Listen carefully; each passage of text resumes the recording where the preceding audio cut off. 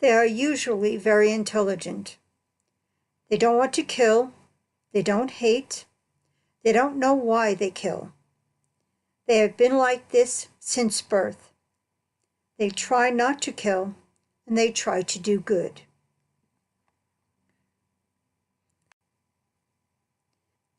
And they are from loving families. Not perfect families, since there is no such thing, but loving families. They are from normal, everyday, loving families. They are not hung by their thumbs as children. They're from normal, for the most part, loving families.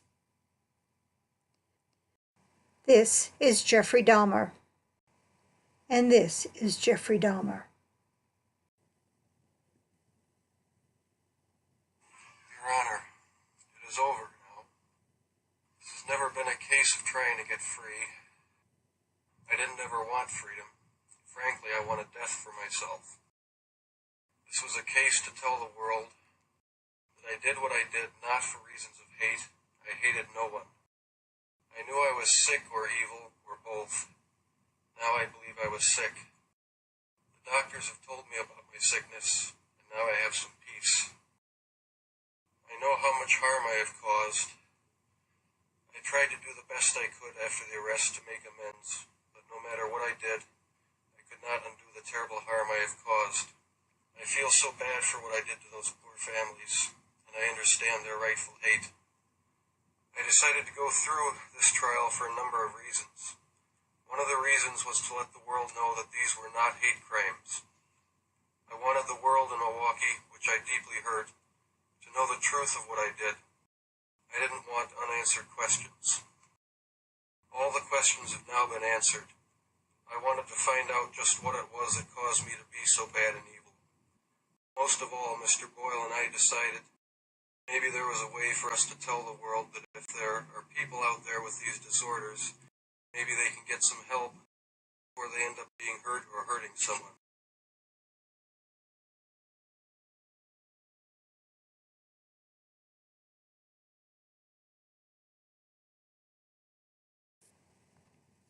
Here's what I have learned from Jeffrey Dahmer.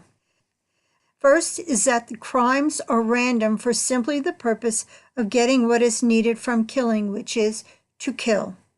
Jeffrey said, I hated no one. Second is that since the victims were objectified, the sadness is for the families as they speak at trial of their pain, but not for the victim. I feel so bad for what I did to those poor families, Jeffrey said, and I understand their rightful hate. Third is that they have no idea why they have to kill, and they want to know why. Jeffrey said, I want you to find out just what it was that caused me to be so bad and evil. One reason Jeffrey went through the trial was to tell the world there was no hate. Killers with this disorder kill randomly, and though it may be that the victims are similar, the murders were not for hate or any other sensible reason. They are random, and sometimes a similarity simply makes killing easier. Fourth is that the killers often want to help others once they are caught and the compulsion has no more outlet. Jeffrey said, maybe there was a way for us to tell the world that if there are people out there with these disorders, maybe they can get some help before they end up hurt or hurting someone. Fifth is that they don't know why it started. Jeffrey said, I don't know why it started. I don't have any definite answers on that myself. If I knew the true, real reasons why all this started before it ever did, I wouldn't probably have done any of it. Note, Jeffrey stated he knew something was wrong when he was 7 years old. Sixth is that it is uncontrollable, just as William Heron said. Jeffrey said, I was completely swept along with my compulsion. I don't know how else to put it. It didn't satisfy me completely, so maybe I was thinking another one will. Maybe this one will. And the numbers started growing and growing and just got out of control, as you can see. One thing I know for sure, he said. It was a definite compulsion because I couldn't quit. I tried, but after the ambassador, I couldn't quit.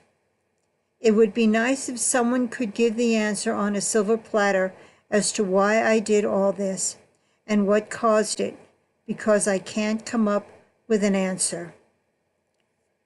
Seventh is that it can be fast and often completely uncontrollable.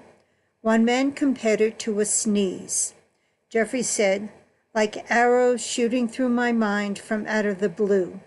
Fantasies. Eighth is that they often try to stop using different methods. Many times he talked about how he was trying to fight it and said he'll never do it again, his lawyer said. This is what Jeffrey Dahmer said about why he decided to have a trial, though he knew he would be convicted. He said, I decided that maybe there was a way for us to tell the world that if there are people out there with these disorders, maybe they can get some help before they end up being hurt or hurting someone. This is why I'm doing this as well. This is the movie theater in Aurora, Colorado, where James Holmes walked in the night and killed 12 people. Prior to the killing, he had a 3.949 GPA in neuroscience. He also went to psychiatrist after psychiatrist, including one he went to just before the shooting. I believe the study of neuroscience and the visits to psychiatrists were an attempt to heal himself. I believe the last visit to the psychiatrist was to try to stop himself, just as William Herons did with his note on the wall. And I believe the reason so many psychiatrists can't help is that the problem is not psychiatric. And there are so many. This is just a small list of the ones that I have found. How they do it. According to Jeffrey Dahmer, if you see them as an object, it seems to make it easier. Often victims who lived said the perpetrator seemed to not be human. It is this objectifying that makes it easy to kill and then go back to being an everyday person.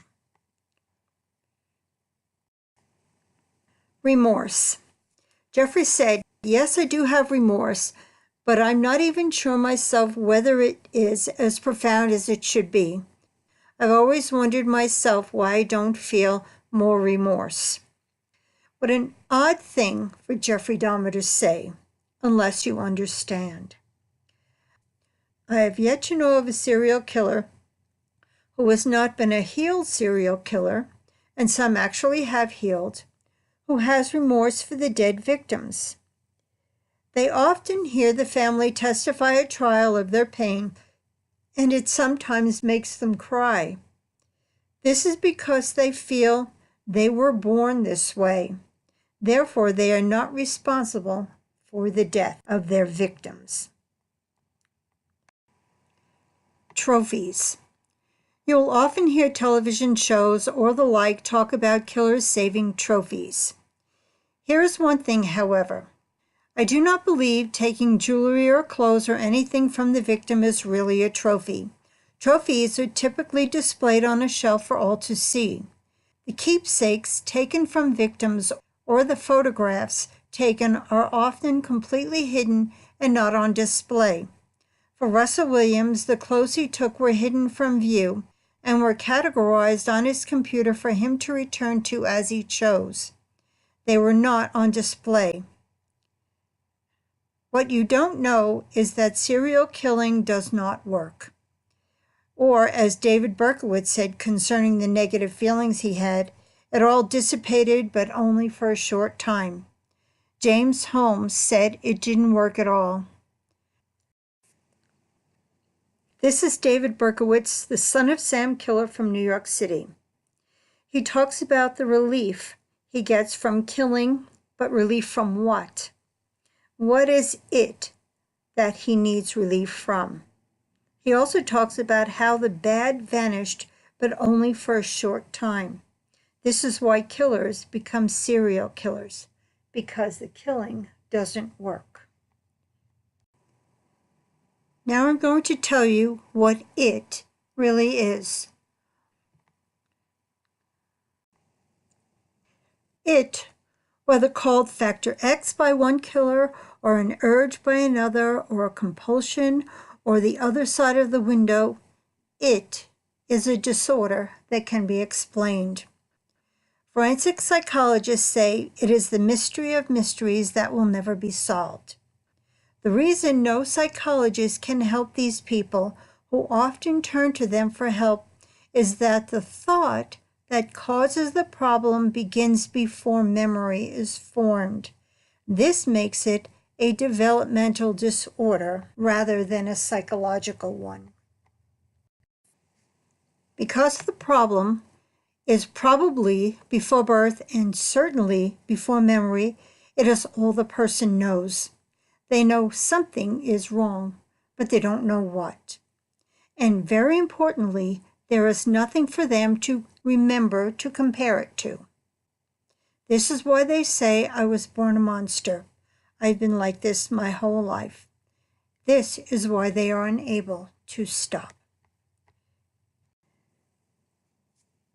In order to understand what happened to these people, you need to understand the natural state of being. The thoughts placed in the child at birth that work perfectly, I call the person's natural state of being.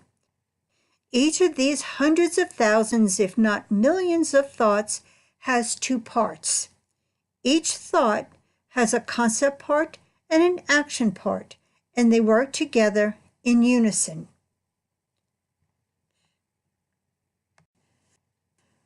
What went wrong with the serial killer?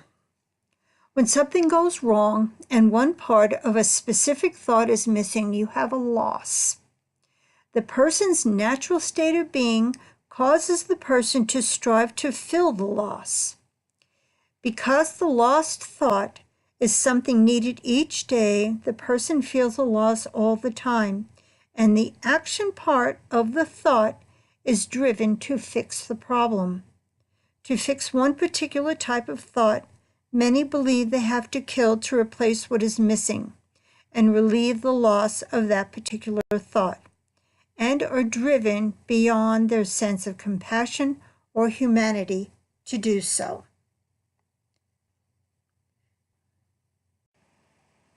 There is, of course, more to the story of the natural state of being and the specific thoughts that cause serial killing.